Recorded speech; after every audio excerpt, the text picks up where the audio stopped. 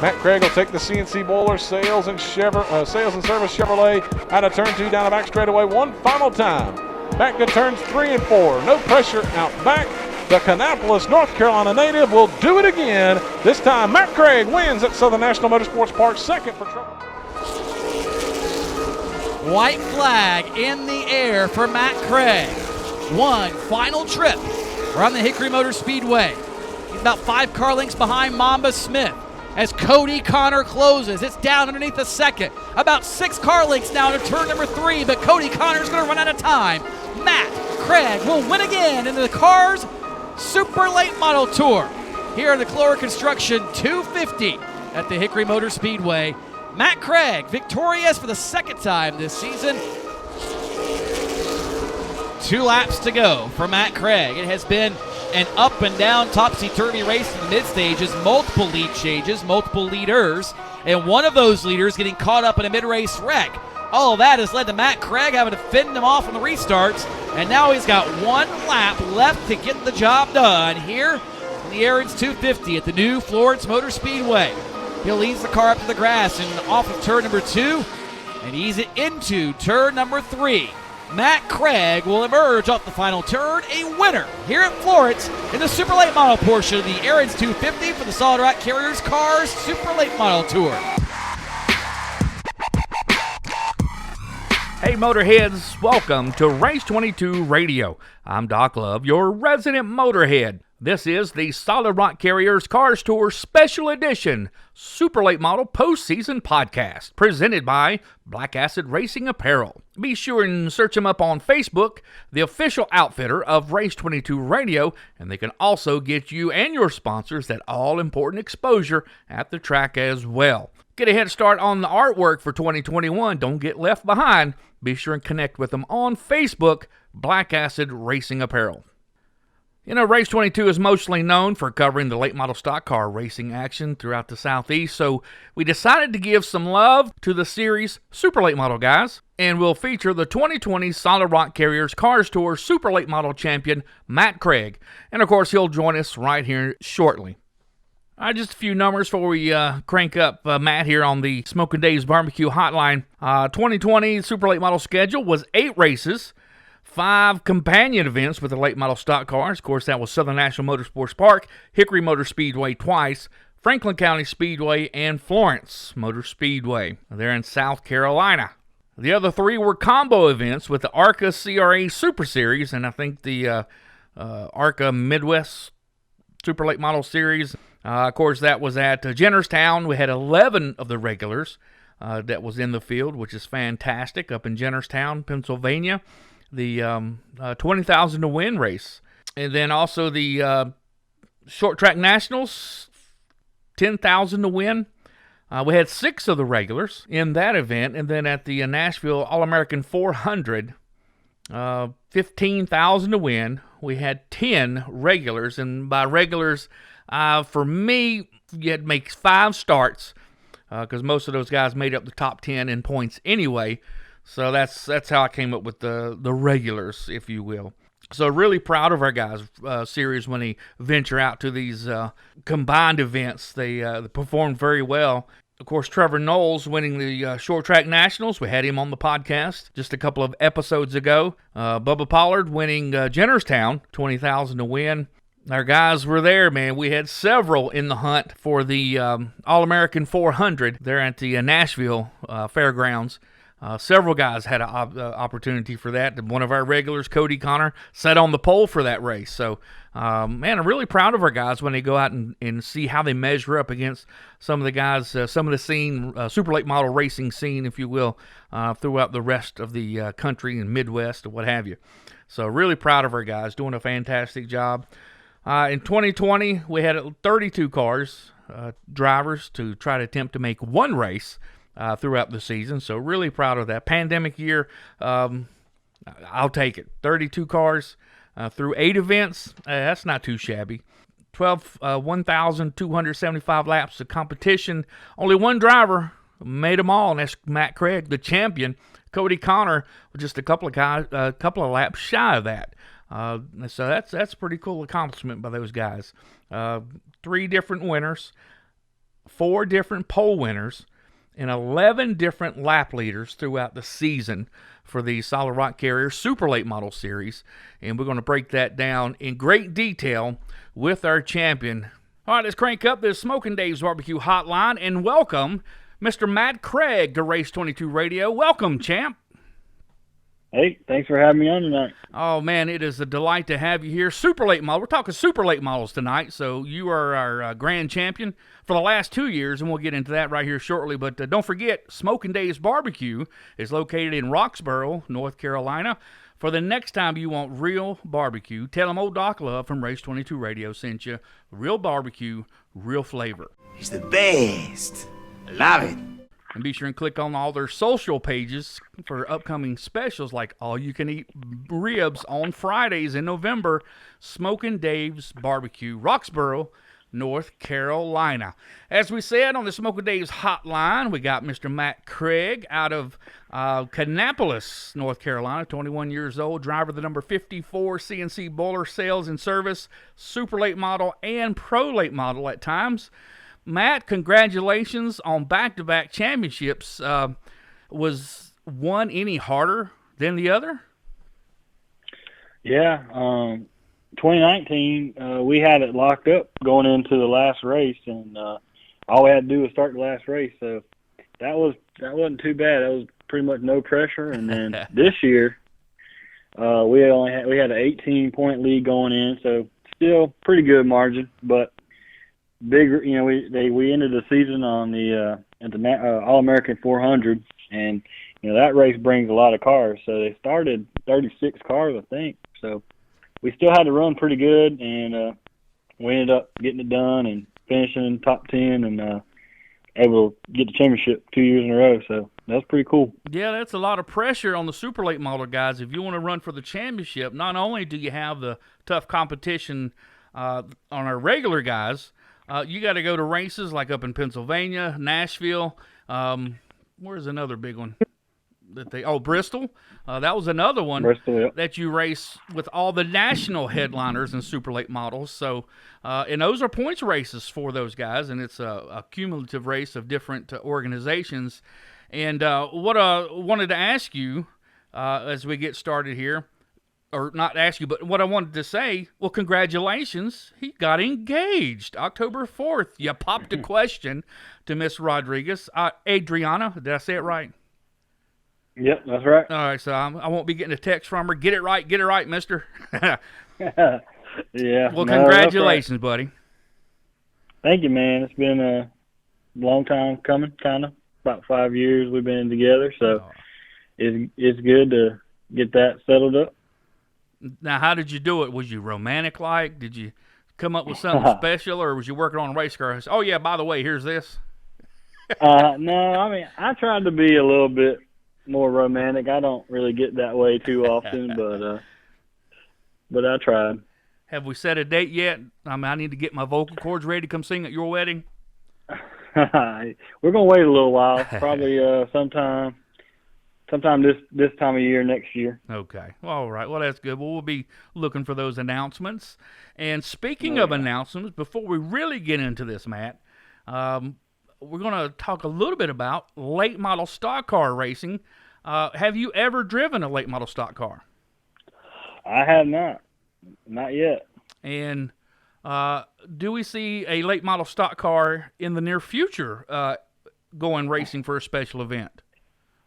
Yeah, well, we're going to be racing on November 21st at Florence, and the South Carolina 400 used to be the Myrtle Beach 400, moved it to Florence this year, and we're teamed up with Marcus Richmond and RNS Race Cars to compete in that race, and I think it's going to be a lot of fun. We want to go out there and win and see if we can beat Josh Berry. That's a tall task, no doubt. But if you can compete with the likes of Bubba Pollard and Augie Grill and all these other cats, Donnie Wilson when he gets in the race car, and Casey Roderick, I think you'll give him a good push for the money. So it's going to be the number 19 RNS house car. Of course, Marcus Richmond behind calling all the calls for you. That's pretty cool, man. You got to be pretty excited about that. Yeah, I've been pretty excited. I've been at the super late models for about 6 years now, running those full time, and it's always exciting to try just some other kind of racing and get my feet wet in late model stocks. And they're so big in the Carolinas, and this is where we live and where I live. So I really been wanting to try it, and thankfully we were able to make this deal work out. And I can't wait. I think it's going to be a really good weekend for us, and I'm really excited. I don't want to say I kind of saw this coming, but when I was watching the race, the All-American 400, and they on the TV coverage with the Speed 51, and they said Marcus Richmond was making the calls. I said, whoa, wait a minute. I know, that name is associated with late model stocks. I don't know how many other regular super late model fans or followers caught that, but I thought, something must be going on. So I am so tickled for you and Marcus to see you in late model stocks. It's awesome to see the crossover, just like we saw with Bubba Pollard. Now, I know you guys like to rub and race and had that rivalry going at one time. Now, he's crossed over from super late models to late model. Even ran the big race at Martinsville last couple years actually, and has performed pretty well. Now, is Bubba someone that you might reach out to and say, hey, these cars are different. What kind of feel am I going to be looking for? Or is that not ever going to happen? That probably won't happen. I'm not stirring the pot or anything, but I thought, that would be a good one to ask. Yeah, he would be a good one to ask. I mean, he's a great guy, really. He'd probably tell me what I needed to know, maybe. I'm not sure. But, yeah, me and Bubba, we've gotten a little bit better. I mean, we don't speak a lot. It's probably my fault. He'd probably speak to me if I talked to him. So, yeah, that's always been fun. But, short track racing kind of needs that stuff. And I think it's no hard feelings, Yeah. When we race really clean until, if we're racing for the win. But I think, it don't matter who you're racing against. If you're racing for that in the last few laps for a win, everybody's going to race really hard and tough. And that's all we do. But we race pretty clean throughout the race until it gets down to the end. Yeah, I have really enjoyed some of the battles you guys had, and enjoyed how you guys handle it for the most part. We don't want to talk about the one that kind of got out of hand. We'll just sweep that away because I don't want to stir it up. I really don't, because I enjoy both of you guys so much, and you're so good and you're right. Short track needs that rivalry because a lot of young drivers, especially in late model stocks, they come through on a program to race 2 or 3 years, then they're gone. So the fans don't have time to latch on to these guys.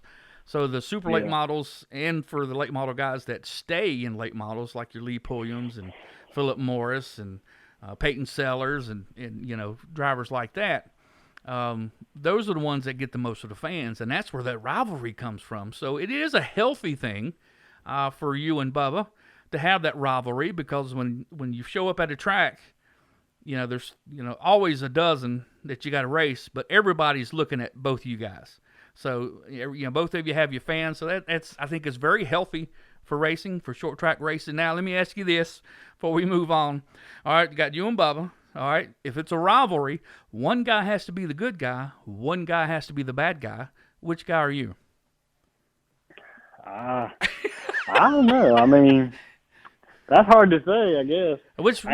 Whoever. If somebody said, okay, you pick first, good guy or bad guy, which one would you pick if you had the choice? I'd say I was the bad guy, I think. Nothing like putting you on the spot. I think I would choose the bad guy too, because I'm very rarely play that role. So I think it'd be neat to be out of character for a while to see what it was like. So, but anyway, but it's very enjoyable watching you guys race and race hard. A couple of finishes at Hickory has just been phenomenal, and both of you has had your share coming out on top. So let's take a look at some of the past years. As we talked about, not just champion in the Cars Tour, raced with the Pass South Super Late Model Series that my good friend Alan Dietz had a lot to do with and was the voice of that series for a long time. Man, Alan Dietz is one of the most professional voices in all of short track racing. You raced there and was the champion, 3-time champion, 16, 17, and 18. Did you just dominate and run them off? Because I know they're not racing in the South anymore until hopefully things get stronger for the super late models. And we got our series, the Cars Tour. We want to see it strong and doing good. But during that time of transition, what was the kind of the information? Because the Cars Tour had started up in 2015. Is there enough room for 2 super late model series in the South? Because, in the Midwest, from Wisconsin to Florida, man, there's all kinds of different types of series. Yeah. Yeah, I don't know. There could be room for 2, I think. I mean, there's just not a lot of super late models in the Carolinas racing anymore, I don't think. I can name off a handful that are just from the Carolinas. So, I don't know. It'd be tough to have 2 series racing in the Carolinas, but I don't know. We really loved the way Pass did things back in 16, 17, 18. Their racing was short track racing. It's laid back. It was you just come in later in the days and you just practice a little bit, qualify and race. The Cars Tour also they do a phenomenal job. They market their races really well. They build it up, they hype it up, they do all the good stuff, and they put on a great show also. It's a little bit tighter ship at a Cars Tour race. It's a little bit, more orderly, that's good also. I mean, but we had a lot of success in the past series. I don't really remember the numbers exactly, but I want to say the first year in 16, I won one race in it and had a pretty consistent top 10, top 5s, and then I think 2017 I won 8 races in the Pass series, and then I won a couple in 2019. So the Pass series was really, really good to us, and we really enjoyed it. We hated to see them, go back and run only their Northern series, but we really love racing the Cars Tour now, and they definitely take care of the racers and do all the right stuff. Oh, absolutely, and it is neat to see the 2 different types of racing on how they do the rules, because you get to see that when you race these races like that, Jennerstown, Nashville, and Bristol. The racing rules are a little bit different than the Cars Tour, single races for super late models. Is that hard to adjust to sometimes? Yeah, it is kind of. Well, now for me, it's kind of simple because I know how it all works. How CRA does their rules and Southern Super Series does their rules in Cars Tour. I know them now. But when you're first getting into it, if it's your first time, it's a little bit different. They do a little bit different restart. Way they do the restarts is different, and they do their draw different. Some of them do invert. Cars Tour starts straight up. So it's kind of difficult at the first, but I think most of the super late model guys got it under control and understand the rules pretty good now. There you go. And let's take a look at your season this past 2020 season. What a wacky season it was with the COVID and the lockdown and things like that. So hats off to the Cars Tour for stretching out there and continue to race, and really before they should have possibly on a business side of things. So it was really good to have some normalcy. It seemed like the only time something's normal is when you're at the racetrack. Is that how you would describe 2020? Yeah, just about. I mean, at the racetrack, you get there and, we definitely try to follow the guidelines and all that good stuff. But, you get to the racetrack and you got like-minded people there, and, everybody, does what they have to do. But it's a lot more like normal than anywhere else. Yeah, that's my happy place, as we say at the racetrack. So let's take a look real quick on your career stats of the Solid Rock Carriers Cars Tour. 49 starts, 8 poles, 8 wins, I think today, 25 top fives. So over 50%, you're going to finish in the top 5 in these things. Holy smokes, you are the man. Yeah, started the season out Southern National Motorsports Park. Started second and finished with a win. That's a super high bank track, and they tried something different, I think, if I remember correctly, with the sticky stuff, whatever they call it, that they put on the track. Yeah. How racing the super late model on that, because I remember in the good old and golden days where they had the super late model as part of the Thanksgiving Classic. That was the only time I really saw super late model races, and they used to put on a heck of a show. So how is driving a super late model at Southern National? Is that one of your tracks that you like? Yeah, that's probably one of my favorite tracks ever, because everybody has their favorites, but we do really well at Southern National. I think I probably got about 6 wins there. Oh, wow. I think with the supers and pro. So that's a really good track for me. I love it. It's real bank, but it's still slick. It doesn't have a lot of grip, so it's kind of like a mix of both worlds there.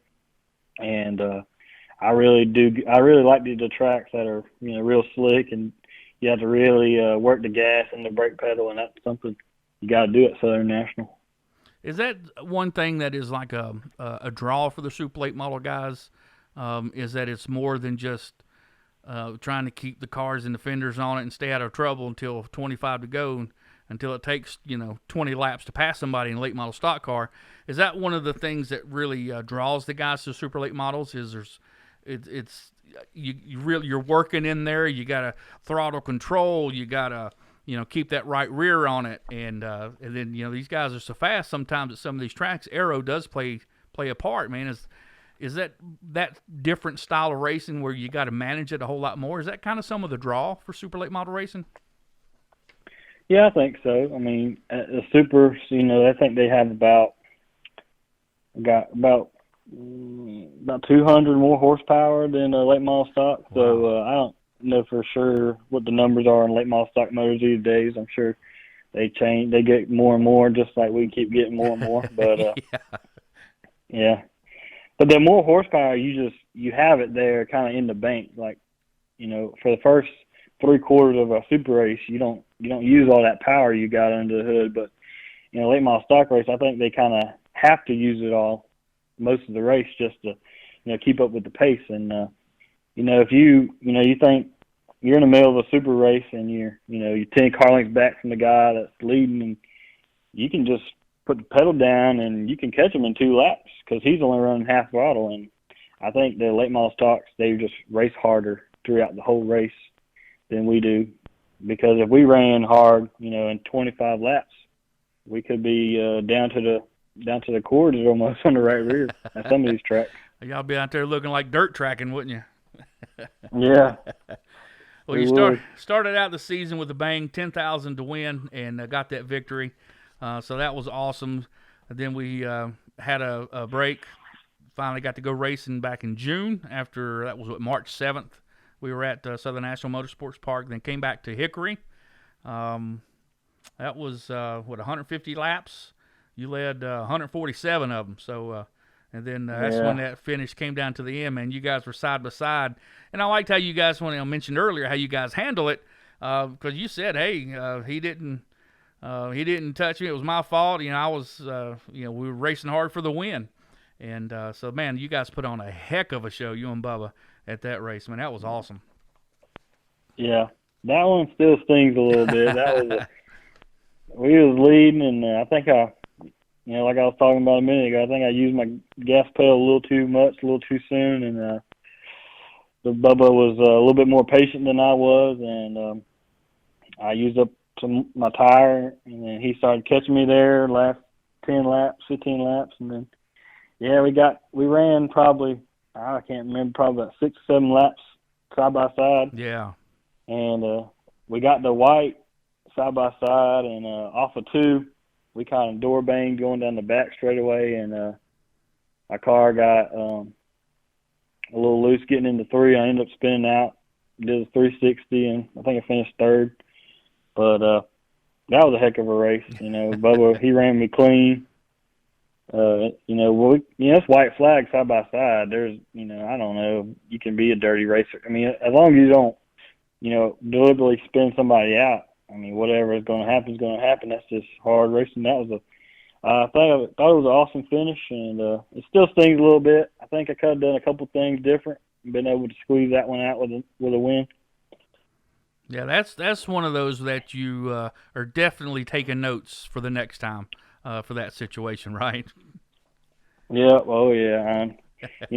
Bubba kind of made me feel like my car was better than his, and I thought I was just going to cruise on out there and take the win, and he was just back there riding, and then he pushed the button. I mean, he had to have extreme patience to just wait until 15 to go to push the button.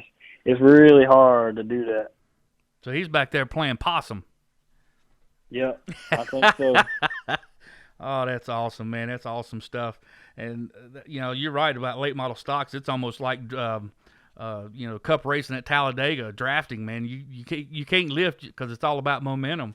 So it's awesome that you guys can race each other that way. And like you said, if you have a good car, man, you can push somebody past their limit and wear their tires out first, or like he did, kind of lay back and make you feel like you're cruising when you're actually running too hard. Man, that is so cool. That's awesome to hear in depth like that about the super late model race. That's pretty cool. Then we go to Jennerstown for the super late models. That was the Thomas Automotive American Freedom 200, which was a collective race with the other series. The first one that on the season, Travis set the pole and almost knocked the wall down and almost went out of the ballpark when he had tire failure going into 3, I think it was. But tell me a little bit about that one. You started 4th and ran 8th. And, Bubba did this, same thing. He laid back and led, and then laid back and then led when it counted. And you kind of lagged around, the top 5 for a while, then end up 8th.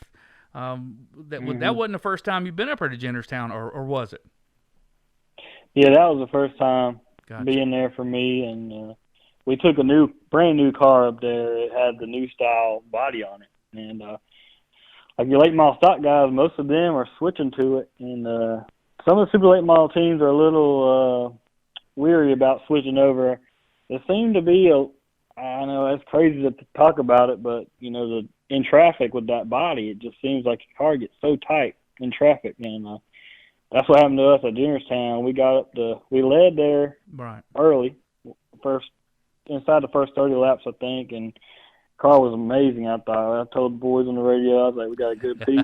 We're gonna ride around here in the top 3ish and try to get this thing." And then I fell back to 2nd, and I fell back to 3rd, and my car just took to the tight side.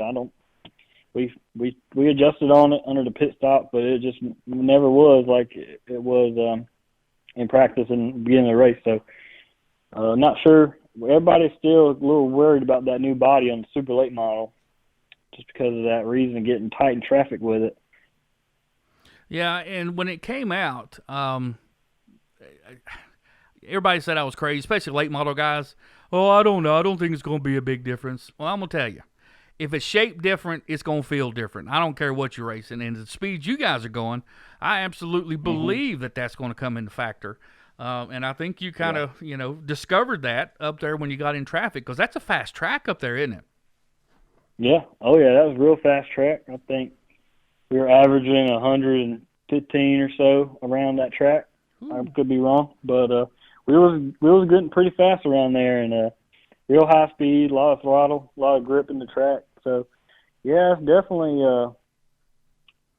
different. That's for sure. That it's like when you get behind a car. Those new bodies got that lip on there. It's like a 2-inch, 3-inch lip around the front of it, and it's like when you're behind somebody, that lip doesn't get any air, and it just doesn't press the car into the track like it should. And the older body on the Super just way more forgiving in traffic for sure. There you go. That's good information, man. That's pretty awesome. I like that technical stuff. Don't quite understand a whole lot of it, but I know a lot of the listeners do. So I'm asking for, as they say on social, asking for a friend. Yeah. All right, and then still, you finished 8th, so still on a good run for the season, and so far making all the laps, which is important if you're going to consider running for the championship. Now, when you started the year, was you content that this is we're running for a championship with the Cars Tour, or do you kind of bounce around and see where you end up and running the best, and then start running for a championship? How do you approach the year? No, yeah, we pretty much decide at the beginning of the year. Okay. We're running for Cars Tour points just because it's our home right here. All their races are within, exclude Pennsylvania and Nashville and Bristol. All these races about 3 hours from the house, so that's good racing, good traveling. So we definitely just decided at the beginning of the year to run Cars Tour. Cool. And then we go back to Hickory, where you felt like that one got away. And, boy, you showed them something that time. I led 120 laps of 125, started second and finished first. That's how you do a comeback when you're trying to show everybody, yeah, that one got away, but this one's not. Is that how you kind of do that? Yeah. Yeah, for sure. Because if I remember correctly, a couple of cats were really pushing and trying to push the pace there for a while. And then you really showed them how to run a pace, man. That was a cool race. Is that one where you look back and say, man, my car was really good that day? Yeah, my car was good, and those lessons I learned in the first Hickory race kind of worked. I mean, Bubba wasn't in the field that day, right? So when Bubba's not there, it's kind of crazy. But you change your whole mentality of the race because you gotta be on your game 100% when Bubba's there. But Sammy was running the race, Chandler Smith was running that race, and Jeff Foltz. And right. They don't run at Hickory a lot. I mean, Jeff Foltz had a ton of laps at Hickory, but not recently, and not with the super late models how they are today, I don't think. And they just wanted to go a little faster than I thought was right. But with the way my car was driving, I wanted to keep the lead just because it's the safest place to be, in my opinion. So we just stayed out front, and I almost lost it there to Cody Connor, our buddy. Yeah. He was coming at the end. If it would have been a 150, he might have got me, but he had a good car that day too. Yeah, that was a good race. That really was. It was awesome to see Jeff Foltz there, and he, whizzed up there and tried to run that pace, and that was a good race. That was a good super late model race. Next we go to Franklin County Speedway, with all the COVID and restrictions by our Governor Stupor here in North Carolina. We had to make some changes, and hats off to the series for putting these things together in these tracks that stepped up and said, hey, we'll put a place right here for you. Here's this track, and I know several others didn't get the chance to run the series, but it was awesome. Franklin County Speedway, of course, everybody's tired of hearing me talking about it. That's my home track. That's where I spent my teenage years. And that place was magical in the 70s through the 80s. So it was awesome to see both late model stocks and super late models get to run up there. It was weather got kind of goofy, and it didn't rain. It sprinkled, but that crowd stayed. So they were really hungry for some awesome racing, and you guys put on a great show for them. Tell me about that race a little bit, because I remember on social you guys posted something about something was bent up under the front end, and that's why you never could get a handle on the car. Tell me about that race at Franklin County. Yeah, Franklin was a tough race for us. We seem to struggle at some of these tracks we go to for the first time, and other people excel at that, but we kind of struggle at our first time going to somewhere, it seems like.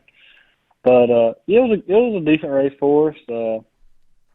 We ended up hitting part of the track, hit the lower right front lower and bent it a little bit and changed the geometry in the front end, and car just wasn't as good throughout the race like that. And but we rallied and finished 5th, I think. And it was a fun track. It was a neat track. I really liked it. It was really fast for the size and the grip. It had a lot of grip. I'm surprised Car Store wasn't going back there the way late model stock race finished there. That was an awesome finish. Yeah, it was. Both of them were fantastic races, and fans really got their money's worth that day. And being the first time there, I got to ask you, were you worried just getting there? Because it was like running a road course in a Big Mack truck, wasn't it? Yeah, it was. It was definitely a little sketchy. In the trailer, we got a 48-foot gooseneck, and that thing was tight, but it was. Luckily, everybody was letting everybody know the right way to go, because if you go one way, you're gonna be stuck. Yeah, because there's one bridge somebody shot a picture. If you got anything bigger than this, they took a picture with the trailer in it, and it was just inches around the corner. Said, if you got a trailer bigger than this, don't come this way. I did see that one. That was quite humorous. But yeah, 125 laps, started 6th, finished 5th. That was still a great show. Hated you guys had that trouble, but what was bent? What was that under the? Because on a previous podcast, I tried to explain it. Of course, I had no idea what I was talking about.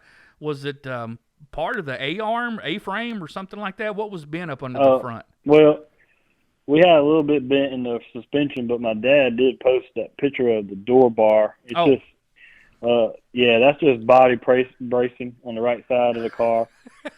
Door bar. I wasn't even close, was I? Yeah, we didn't post anything about the other stuff, but the door bar was dented a little bit from a piece of rock. Gotcha. Okay. Yeah, it does make sense. I know you guys all secretive, hush hush about the front end stuff. That's touchy subjects there. So yeah, I should have thought about that. That's funny. I wasn't even close. Yeah. Oh boy, I'll never live that one down. But that's all right. It's all right. Yeah. Then let's see. Took a little time off, and then about a month later, we go to Bristol. How many times have you run the Bristol race with the Super Late model? So this was my second year going, and the first year we ran 6th, and this year, I don't know where we finished, 14th, 13th, something like that. 12th, yeah. Started 13th and finished 12th, yes, sir. Yeah. Well, we finished 6th the year before. We unloaded pretty close to the same setup, and just was off. It was off the whole weekend. I don't know. I like that track a lot, but it takes some, you gotta put the basketballs in the wheelbarrow when you go into there, and it's a tough track for sure. It's really fast, and then the tire issues during the race, we kind of just hung out in the back. It just it wasn't worth it. You gotta be a little bit crazy to race. As hard as you can race there. It's Cody Connor was telling me he loved it. I love it, but I get a little sketched out. I mean, you barely burping the throttle. You just let off for 1 second and you're right back on it wide open. Holy cow! And you guys are definitely faster than the Cup cars there. Yeah, I think a Cup pole is like a 1490, depending on the package they run. And our pole was down in the 1440s, so a good half second faster. God. Oh, I'd have to look up when I did the broadcast with the UARA Stars. When they first concreted the entire thing, they used the UARA Stars late models to brush it off. That first race, oh my gosh, it looked like a dirt race with all this concrete dust, and the drivers were just filthy with that stuff. That was so funny. But yeah, even they were right there at Cup speeds with the late model stocks. Yeah, but yeah, you guys were. I know you guys were blistering the track. So that's got to be fun to go that fast, but and there it seemed like you really had to be lucky. I mean that's one of those races that if you try to run up front to stay out of trouble, they got in trouble. If you tried to lay in the back until the late part, you got in trouble. Man, that seemed like that particular race. You just had to find yourself in a lucky place to run where they weren't running crazy. Yeah, for sure. Yeah, we just hung out to the back into the field and finish that race. That was the main goal, was just finish the race and keep the car in one piece. And it got kind of hairy there because the tires they brought, they say the tires need about 6 months of curing out. Oh wow! Well, with COVID, they didn't want to build all the tires and the race get canceled. Right. And then they'll have all these tires they're sitting on. So they waited to the last few weeks to build the tires for Bristol because it's a different tire we run anywhere else. And so the tires were brand new, fresh out the mold, and then in the race they were blistering and coming apart. So it turned into Wild Wild West during the race, and it just if you had tires to put on in the trailer, you could put them on. It got kind of crazy. Almost turned into a run what you brung, right? Yep. So you survived that one, which is good. And then we had another addition to the series, Florence Motor Speedway. How awesome was that to go down there? To those folks who were really itching for some good racing, and Steve Zacharias has done a fantastic job with that facility. And the Aaron's 250, and had a pretty solid field. It was a pretty tight field in qualifying, if I remember. You led 84, started second, finished first. That was a highly competitive race. And I remember you talking about that 15 car, that was Michael Rich, who was a top late model stock car driver through the early 90s, through the mid 90s, and he run the Pro Cup series and was really, really good, talented driver. So now he's coming back out of retirement to run the super late models. And so I got tickled hearing you talk about it. Now, did you know Michael Rich before you went there? No, I've heard the name, and my dad knows him, or raced with him back in the day. Yeah. Okay, I'm sure. Yeah, I'm sure your dad did. So I got tickled at that, and he openly admit, I got to learn this pace thing. I come to race and run wide open the whole time. That's gonna be hard to do in the super. I know. I'd love to do that, but if the other guys are riding, then we're gonna be in trouble towards the end. But that was a really competitive race. Really entertaining race. Those guys, the fans there, saw a great race. Talk about going there for the very first time and racing super late model on asphalt with no back wall. Yeah, I know they used to race at Mobile, and they had no back wall, but I never made it down there, so that was my first time with no walls on the corners of the back. Definitely a little different. You don't realize how much you gauge your corners off that wall when you're looking out, to the right side when you're going down the straightaway. You're kind of looking at that wall or looking for something as a marker, and that's you don't got that, so you kind of look to the left side at Florence and find somewhere to gauge your corner off of. But man, that's an awesome track. Zacharias, his team, super nice. They'll do whatever if you ask them to, bring you some Olive Garden during practice, I think they'd do it. They're really nice people. That's awesome. But yeah, that was a fantastic race, and like I said, started second, finished first, and then the last race of the year ended up being at the All-American 400, which is a huge national race for the super late models. Then now it turns into a points race for the Cars, Solid Rock Carriers Cars Tour. So, you had a little bit of a points cushion. And then we had, 10 guys that came up, and 2 or 3 of them were in the points. A couple of young racers, and Cody was up there, and he was looking to try to get as high as he could. Now, not that you normally points race, did you feel a little pressure going into that, knowing it's a national race plus Cars Tour points race? Yeah, it definitely added pressure. I mean, sometimes our field is, a little bit right at 20 or a little less than 20, so 18 points you'd have to finish. We had an 18-point lead going in, so usually the last race you could finish pretty close to the back and still win, but at Nashville that wasn't the case. There was 36 really good cars there, and it was a decent race for us. We were super fast on Friday in practice. I think we led 3 out of the 4 practice sessions. Yep. And then come in Saturday, and the car was a little different, a little off on speed, but the temperature outside went up about 10 degrees. So we were like, well, Sunday is supposed to be more like how it was on Friday, so we'll just leave it alone. And in qualifying, we've been having a little problem with the carburetor sputtering on me.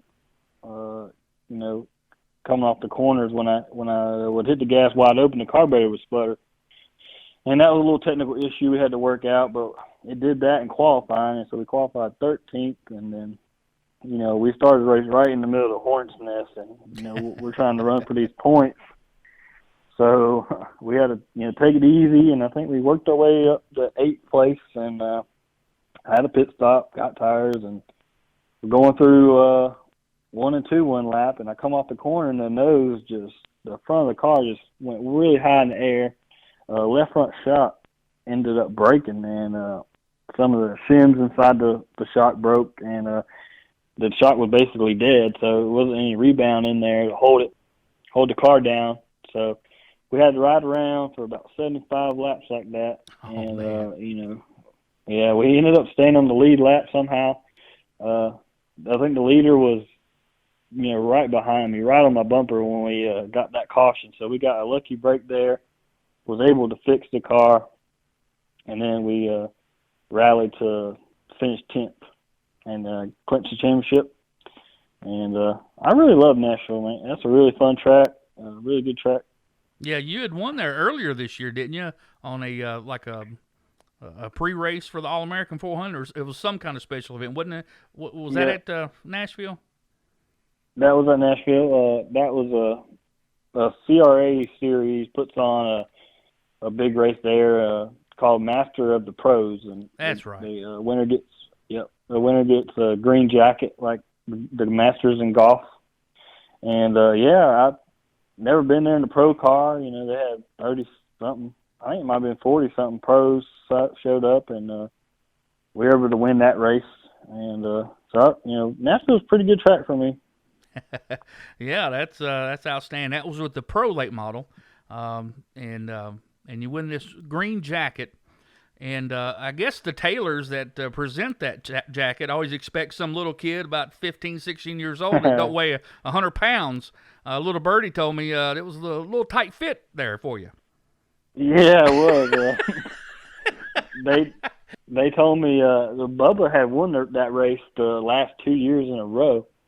They said that when they first started, they ordered 2 each size, medium, large, extra large, 2X, and last 2 years Bubba took the big sizes. So when I won, there wasn't any left, so they had to get me one ordered. You going to go defend that, and do you have to? Are you the presenting trophy for the following year, like they do in golf, with your jacket on?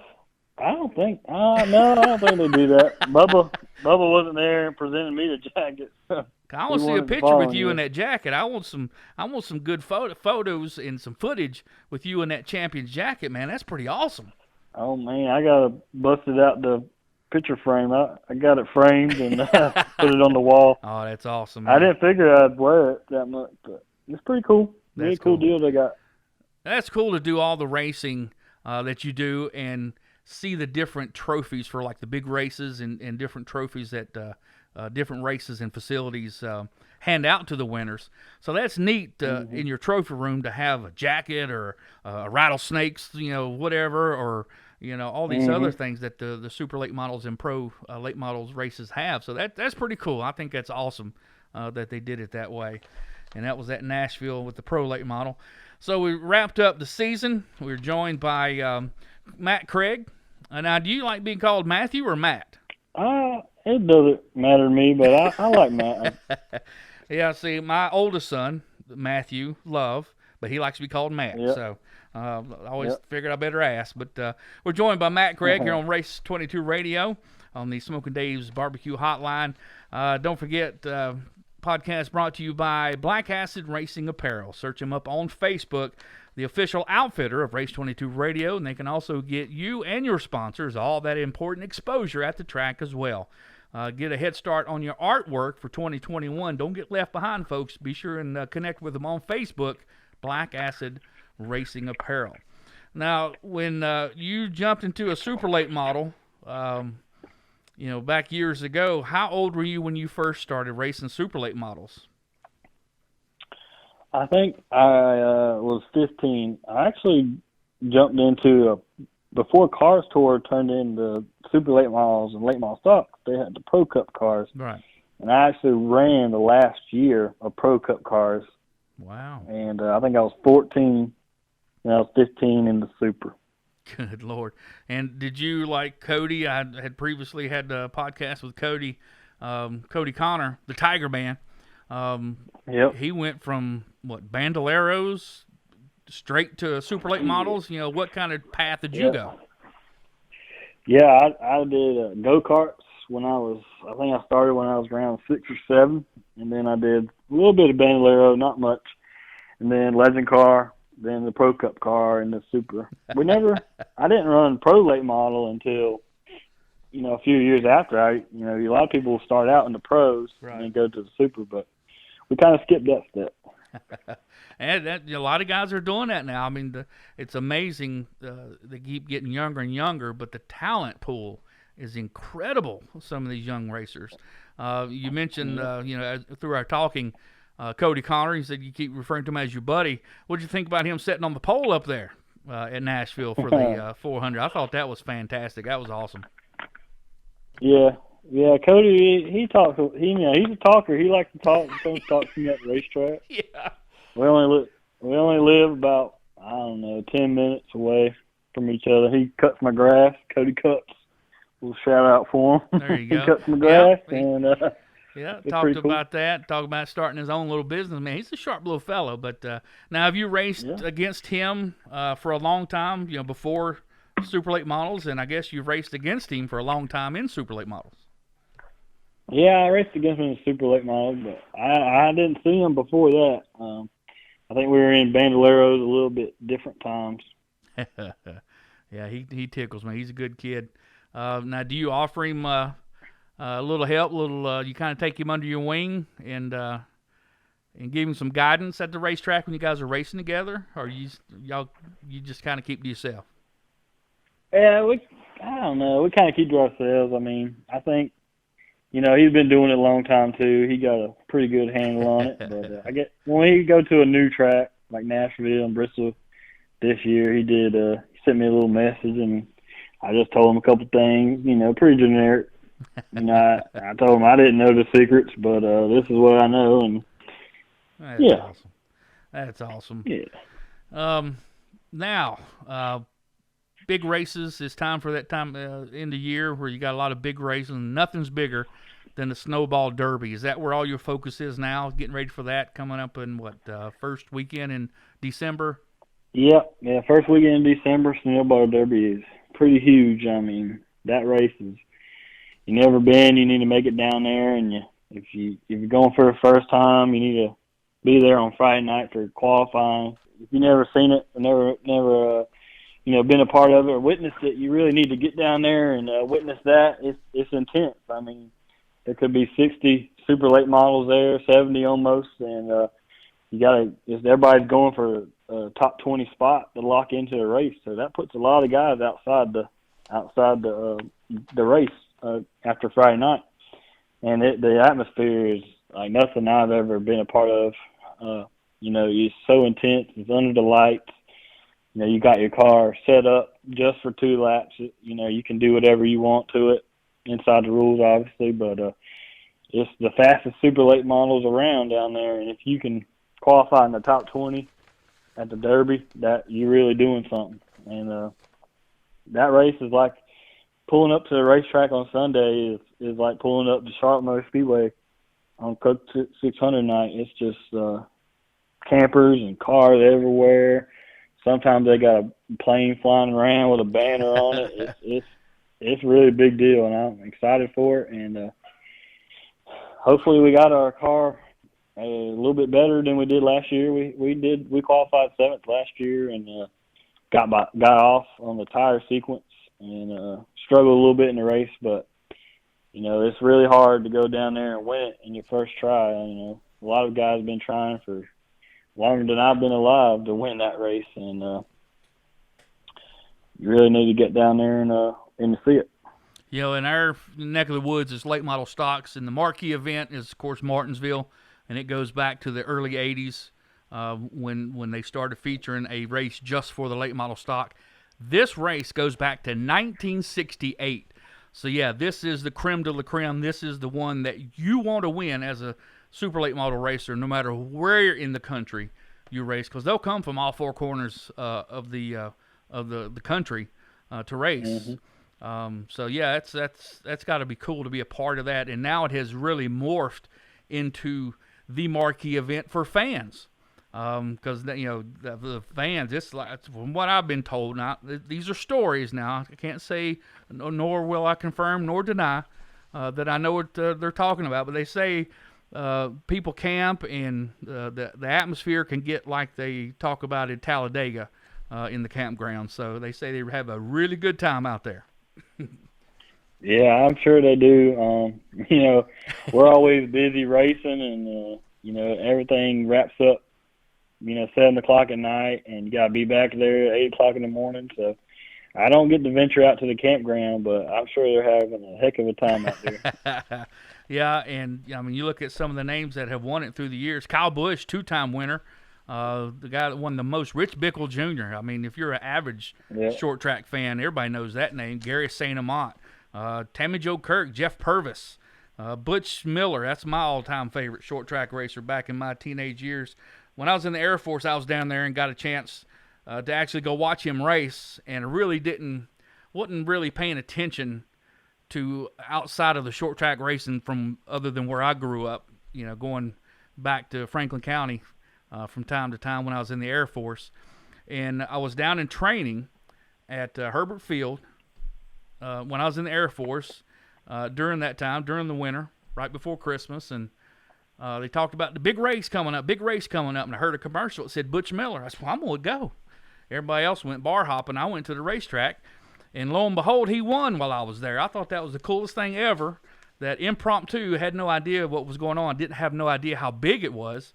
If I remember, I don't think they had a back wall during that time, and they didn't have lights, because I remember it finished almost at dark. And that was the big thing there. They didn't know if it was going to be able to get all the laps in, because I had like 11 or 12 cautions. The race was 2 hours long. It's a 300 or 400 lap race? 300. 300 lap race. And man, it was a lot of action. It was incredible. So that's when I kind of started thinking, like, man, there's a whole lot more than Franklin County Speedway going on out here, So, oh yeah. But I mean, look at some of these guys. Augie Grill. I know that's somebody you always have to race when you go outside of the Carolinas. And Chase Elliott. Let's see, he won twice there. I think he turned out pretty good in the top levels. What do you think? Yeah. Oh yeah. For sure. So, racing there last year, and you qualified good. So the speed was there in the car. What is it that you learned that you really need to tighten up on to get that victory this year? Just the long run speed. I mean, I talked about riding around and saving new tires earlier, but the Derby is totally different. I don't understand how or why, but those guys, they race 100% the whole race, and you got to learn.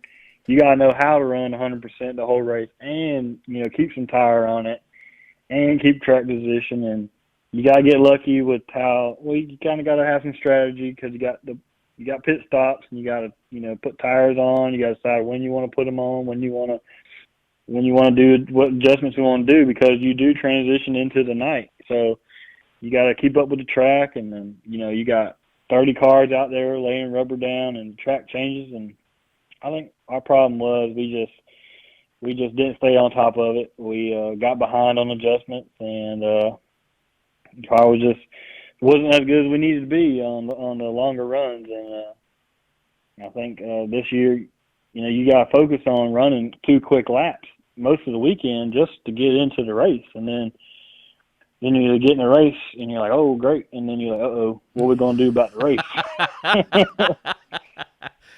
Is it to have to go get into the field through the heat races or the qualifying races, whatever they call them down there? Is that really nerve-wracking? Oh, yeah. I haven't been in one yet, so I'm hoping this year we can qualify in the field again and not worry about it. But, yeah, we always watch them, and those guys, I guess, they know they got all winter to fix it, so they ain't worried about tearing them up. So they do whatever it takes to get into their field for sure. Oh, yeah. That's Five Flag Speedway, Pensacola, Florida, the Snowball Derby. That is the marquee event for anybody who is racing or loves super late models. That is the race to be at as a fan, as you said, and as a competitor. I mean, you look at some of the guys that have won it the past few years, have quickly moved up to the higher levels. Travis Braden, Yep. Noah Graskin, Christian Eccles, of course. Not Eccles, Eckes. I'm sorry, Christian Eckes. Yep. John Hunter Nemechek, Eric Jones, Chase Elliott. I mean, goodness gracious, that's quite a list there, and that's just from 2010 to 2020. But anybody that knows that follows short track for a long time, all your Hall of Famers, Freddie Fryer, Gary Ballou, all of those raced there and won there. So Rich Bickle, as I said, 5 wins. How awesome is that? That's quite a run to do that Yep. with the best of the best every year. That's pretty outstanding. So, For sure. what would that mean for you to do that? Would that mean, okay, I've accomplished all these championships, I've won the biggest race? What would that mean for you? Would we see you try to move up and move beyond? I mean, if we could win the Snowball Derby, that would be unreal. I don't even know how to think about it. That's just it's like one of those life goals. You want to win if you're a racer, and you can get to thinking about it too much and put too much pressure on yourself. So I try to go at it like it's just another race, but you can't deny that how big it is and what it can do for you. It's probably like those Indianapolis 500 winners. They say their life is never the same after that. It's probably true for winning the Snowball. I mean, Yeah. You can win that race. The top guys in NASCAR, the team owners, they know how hard it is to win that race, and they know if you win it, you got what it takes. So it would just be awesome, and we're going to put all our effort into it and see if we can't get it done. And Five Flag Speedway, it's a half-mile in track in length, and they say the inside groove is a little bit shorter than a half mile. 55 feet turns, 48 feet straights, 15 degrees in the corners, 9 degrees in the straights. Is there anywhere that you've raced at this year that compares to that helps you to prepare for that, or is there no other place like that other than at Five Flags?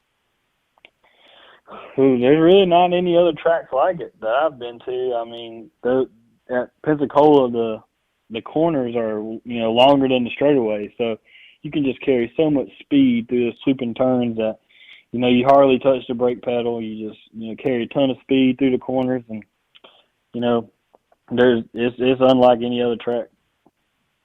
Yeah, it's fast. The track record for the Super Late models, Ty Majeski has held it since 2015 with a 16.120, which is 111.662 miles per hour. Pro Late models is a 16.259, so not far off of it of a Super Late model. So that's pretty outstanding. Augie Grill has that, and it stood since 2014. So it is a very fast half mile.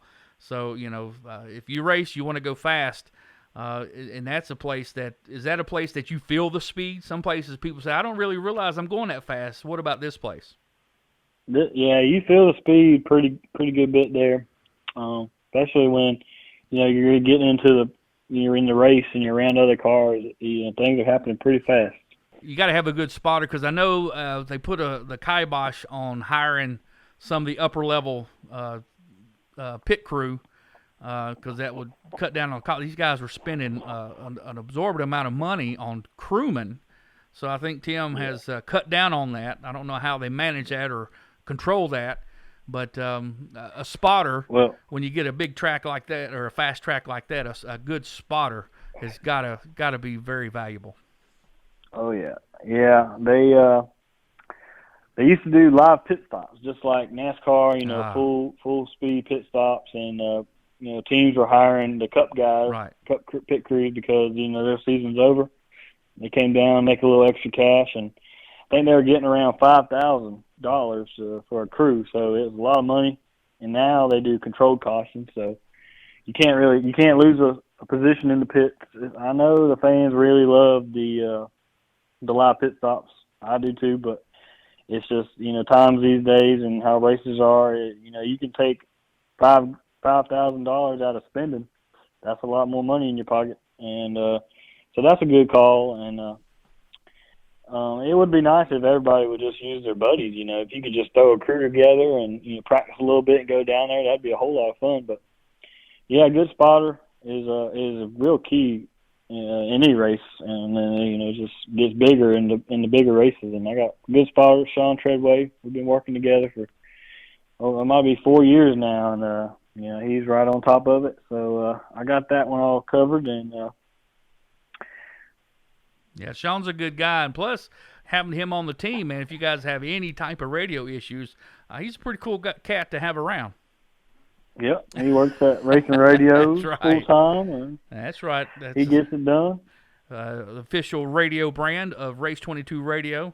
So yeah, he takes care of all my needs. And Daniel, my youngest one, the ones you see doing the videos with me when we are at the track, he loves anything to do with racing. And he wants to do more than just, shoot videos of his old man talking to people.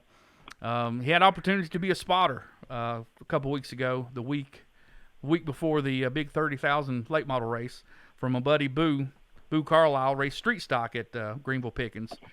And they asked him to be a spotter.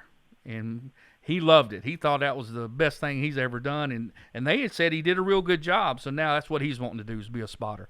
So, So we got to get him set up with spotter's gear. So he wants to do it again sometime. So he cracks me up. I was, shooting videos and pictures during the race, and he come off at the stand through the field. He bypassed me, his chest all bowed out. He thought he was the stuff. He was looking for his driver. Yep. So, but it's awesome that he got to experience that. That's pretty cool. Sure. And speaking of that, as we mentioned earlier, if you wasn't paying attention, he's pretty good buddies with Mr. Marcus Richmond. And so you guys are going late model stock car racing at Florence for the big, is that a 400 lap race or just a 400? How many laps is the late model race? 225. 225 laps for a late model. And that's your first time going to wheel a late model, the RNS house car, for Marcus Richmond. Now, is Marcus going with you down to Five Flags to call the shots again for you guys? Oh, yeah, he's going to be with us down there, too. He ain't going to get away that easy, huh? No.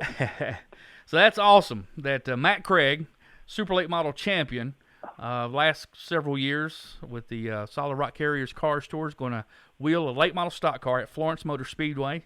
That's what, November 21st. So that is awesome, and I know the fans will be excited to see that, see how you do. And have you tested yet? No, haven't tested yet. Might skip out of work next week and go run some laps somewhere, but I'm looking forward to it. It's they got a real good program they're building over there, and I'm really excited to work with Marcus. He's a really cool guy, really sharp. Super late models, late model stocks, trucks, whatever you want to race, he knows about them. And RNS, they got a good product, building super nice late model stocks, and hopefully we can go out there and show everybody how good his cars are. Absolutely, and they just started up within the last year and a half or so, and went in right out of the box and won the Cars Tour, Solid Rock Carriers Cars Tour Late Model Stock Car Championship this year, and had several entries throughout the year that had contested for wins and had wins. So pretty successful right out of the gate. So that's awesome that you'll get to experience that. Now, is there anything that you can think of that will cross over from a super to a late model as far as driving or setup or anything? I mean, what's your thoughts about that? Or are you going to have to try to forget all that to get in a late model stock car? I don't know yet. I think I'm gonna have to forget about what I know, because the brakes are late model stocks. They got stock GM brake calipers. The Super got fancy expensive brakes on them. We got a rack on the Super late model, and the late model stock's got a steering box. So the rear suspension on a Super is a 3-link, and late model stock's a truck arm. So you got totally different worlds. And but it's got 4 tires and a steering wheel and a motor, and I think I can do it. There you go. I think you can too. Now, that's not going to mess you up feel-wise or getting prepared for the Snowball Derby, is it? That's not going to warp your sense of feel that you need for a super late model. That's not going to mess that up, is it? I don't think so. I think it'll be fine. I've been racing super a long time, and I think it'll be like riding a bike. Hop back on it, right back in it. Now, with anybody in your camp opposed to jumping in a super late model, did you have to sell it to anybody?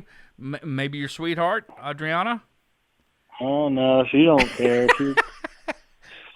I don't know. I probably if I didn't tell her, she wouldn't know the difference. So. You're gonna get in trouble, mister. You're gonna get in trouble. Now, was she a race fan? Before you guys became an item and now engaged, had she been around racing before? No, we went to high school and middle school together, so picked her out of there and showed her the racing ropes, and she really liking it. She thinks it's fun and gives us something to do every weekend. Well, that's awesome. Families that race together stay together. That's what I say. Oh yeah. So, well, that's awesome. That's knowing each other for that long and growing up together. I think that's a beautiful bond, and that's something that we want to see you guys once you get married, and wishing you guys nothing but blessings from the Lord above, and many blessings for the future for you both. That's for sure. Now, is Dad, the racer, in him? Is he all right? Give me a grandson. I need a grandson to take racing. I don't think not yet. Maybe a few more years, but I'm sure. Well, Matt, we'll do it all over again one day. Won't be long, and you'll be out there mimicking your dad, every step of the way, and you're gonna stop every once in a while. And think, man, I remember seeing my dad do this. Oh my God. Yep. Well, Matt, you've been very gracious with your time, and we certainly appreciate you joining us on the Cars Tour Super Late Model Special Edition podcast for the post-race season. I wanted to put this together just for the Supers, so you can talk about your year and we can brag about you for the entire time. And appreciate you taking time out of your busy schedule. I know you got the late model stock race coming up and the Snowball Derby. I know it takes a lot of your time, but you don't just work on race cars. You actually work for the folks, your family business, which is on the side of your car. What exactly do you do out there at the business? Oh, do a little everything. I do a little accounting, a little project manager stuff. I just learn it all. Hopefully one day, my dad, my uncle run the family business, CNC Boiler right now, so they're grooming me up to do that how they do now, and so I'm just in it all, trying to learn as much as I can about the business world, and we do racing for fun on the weekends. Yep. So you're one of those like Cody and myself who keeps up with I don't say world politics, but how things are going that affect the economy. How has this affected you guys on the business side? And 2020, everything is really unfortunate for a lot of people. I know a lot of people struggling and having hard times with it. And hopefully, not sure what's going to happen now, but hopefully it'll be all right. But all business is done pretty good. Our biggest customers are food and plastic and paper product type of companies. So, chicken plants and all that. So there's always going to be a need for chicken. So as long as there's people eating and hospitals need boilers, and so we got a lot of our customer base is pretty healthy and that's dependable. That's good news, because I worry about all businesses in North Carolina with this crazy governor we got, and so I know with the guys that have a business and race and like some of these folks use racing as a business with development teams. I really feel for those guys, because it makes it tough to do extracurricular activities. So as I said on a previous podcast, depends on how this recount goes and all that stuff.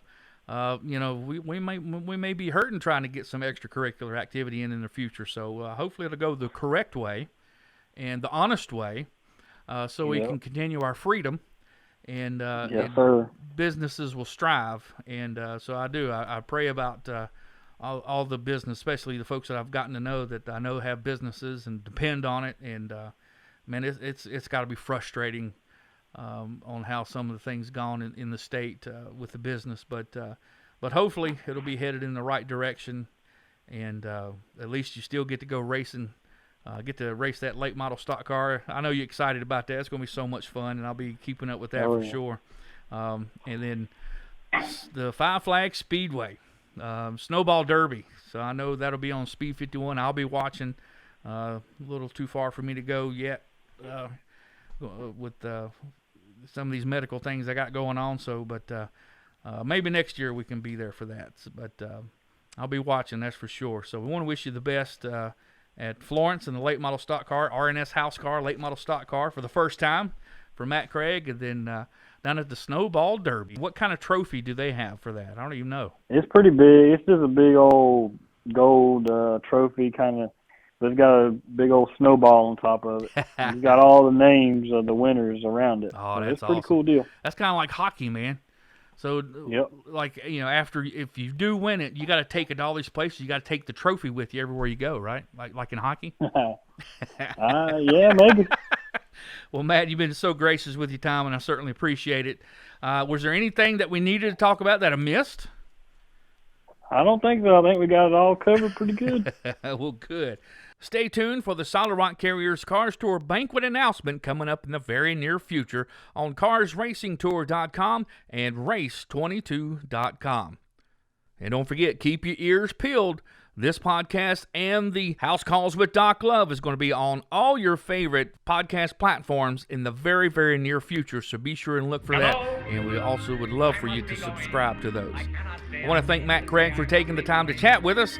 We wish him well and all of our Super Late Model Tour regulars the very best at the 53rd Annual Snowball Derby at the Five Flags Speedway located in Pensacola, Florida. Until then, we'll see you at the races. But I am telling you, I must be